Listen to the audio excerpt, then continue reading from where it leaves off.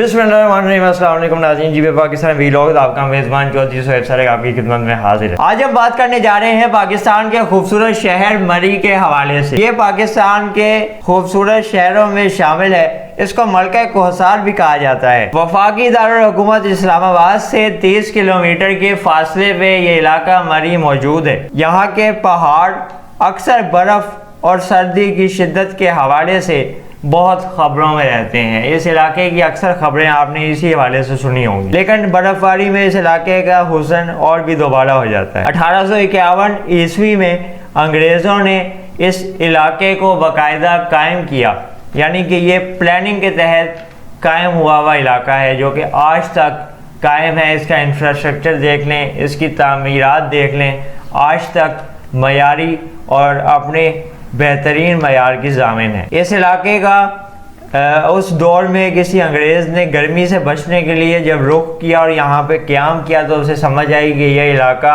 दीगर इलाकों की निस्बत कुदरती मौसम की शिद्दत से ज़रा महफूज है, इसीलिए इस मुकाम पे एक सयाहती मरकज़ कायम किया जाए तो इससे आमदनी भी होगी और लोगों के लिए तफरीह का भी बायस होगा। सयाहों की तवज्जो का मरकज़ बनता गया और मरी आज हर ज़ुबान ज़द-ए-आम हो गया है। हर पाकिस्तानी और गैर मुल्की इस इलाके को जानते हैं, इसकी वजह शोहरत की वजह से, इसकी खूबसूरती की वजह। इस इलाके में बर्फ़बारी के बाद के मनाजिर बड़े खूबसूरत होते हैं, हसीन और दिलकश होते हैं। यहाँ के मारूफ माल रोड बहुत काबिल ज़िक्र है। माल रोड पे मुख्तलिफ चीज़ों की दुकानें मौजूद हैं जहाँ पे सयाह खाने पीने और अपने अहलो अयाल के लिए ज़बरदस्त किस्म की शॉपिंग करते हुए भी नज़र आते हैं। मरी में चेयर लिफ्ट भी सयाहों की आमद की एक बड़ी वजह है। ये चेयर लिफ्ट मुख्तलिफ सयाहों के लिए भी दिलचस्पी का बायस है। आप लोग भी जल्दी करें,